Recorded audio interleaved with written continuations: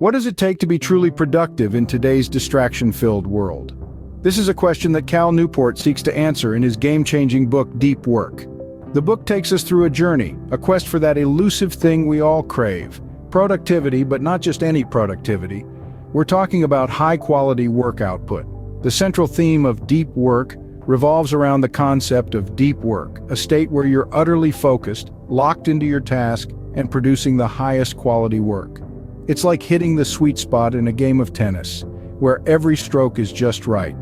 In today's fast-paced world where distractions are just a click away, the importance of deep work cannot be overstated. It's a skill, a trait, a magic trick that allows us to rise above the noise to create, innovate, and contribute value to the world. Now, without further ado, delve into the key lessons from this enlightening book. At the heart of deep work lies a simple yet powerful concept. Newport defines deep work as the ability to focus without distraction on a cognitively demanding task. It's like diving into the deep end of a pool, immersing yourself completely in your work, blocking out the world around you and allowing your brain to do what it does best: thinking, creating, and solving problems. In an age of constant digital distractions, deep work is becoming an increasingly rare skill. It's easy to fall into the trap of shallow work, responding to emails, scrolling through social media, or attending unproductive meetings.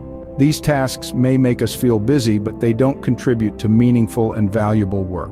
On the other hand, deep work is like striking gold in today's economy. It's the key to producing superior quality of work and achieving remarkable productivity. It's about working smarter, not just harder. Let's consider the benefits of deep work. First, it enhances our ability to learn. When our attention is undivided, we can absorb complex information and develop new skills more efficiently. It's the difference between casually skimming a book and soaking in every word, every sentence, every idea. Second, deep work improves the quality of our work. When we are fully engaged with our task, we can bring a level of thoughtfulness and creativity that shallow work simply cannot match. It's like the difference between a hastily prepared meal and a carefully crafted gourmet dish.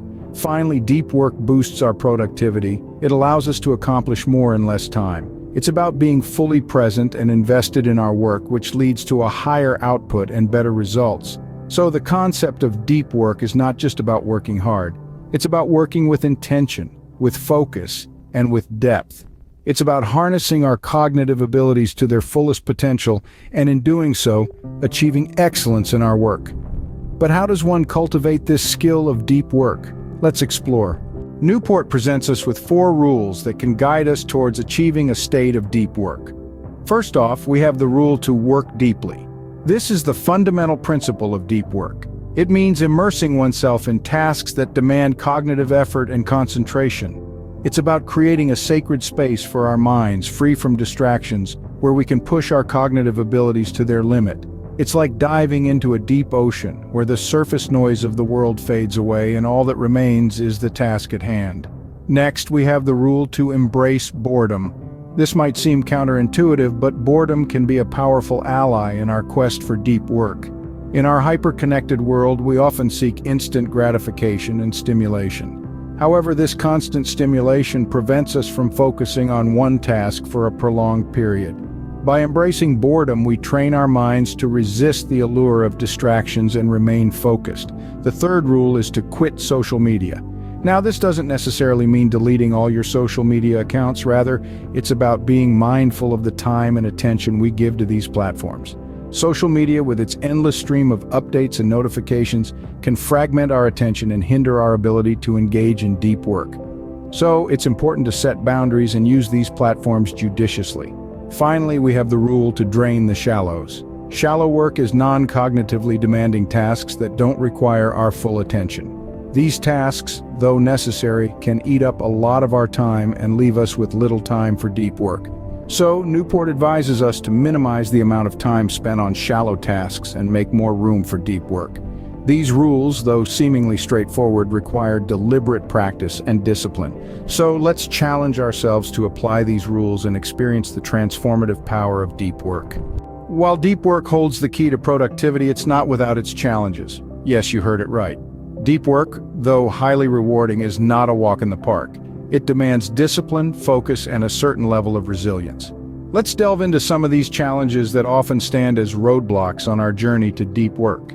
First up is the addiction to distraction. In this digital age where our devices constantly buzz with notifications, it's all too easy to get drawn away from our work. Social media, emails, text messages, they all compete for our attention, making it difficult to concentrate on the task at hand. Next up is the difficulty of maintaining focus. Deep work requires uninterrupted periods of concentration, which is no easy feat. Our minds are often likened to monkeys, hopping from one thought to another. Training this restless mind to stay put on a single task can be a Herculean task, but it's not impossible. Last but not least, we have the struggle of balancing deep work with other responsibilities. We all have a life outside of work, family, friends, hobbies, and other commitments. Finding a way to fit deep work into our busy schedules without neglecting these other aspects of our lives can be a tough balancing act. But here's the thing. These challenges, as daunting as they may seem, are not insurmountable. They are part and parcel of the process of mastering deep work. Overcoming them requires persistence and a shift in mindset. It involves recognizing the value of deep work and making it a priority. It entails setting boundaries for distractions and allocating specific times for deep work. And most importantly, it calls for patience and self-compassion, as mastering deep work is a journey, not a destination. So yes, the path to deep work may be strewn with obstacles, but remember, the most rewarding journeys are often the most challenging ones. And the journey to deep work, with all its hurdles and pitfalls, is no exception. The journey to deep work might be challenging, but it's one worth embarking on. To sum it all up, deep work presents a compelling case for the power of focused work. This is not just about being productive, it's about achieving a state of flow where we can create our best work. It's about carving out time and space in our busy lives to focus on meaningful tasks, rather than being constantly distracted by the superficial.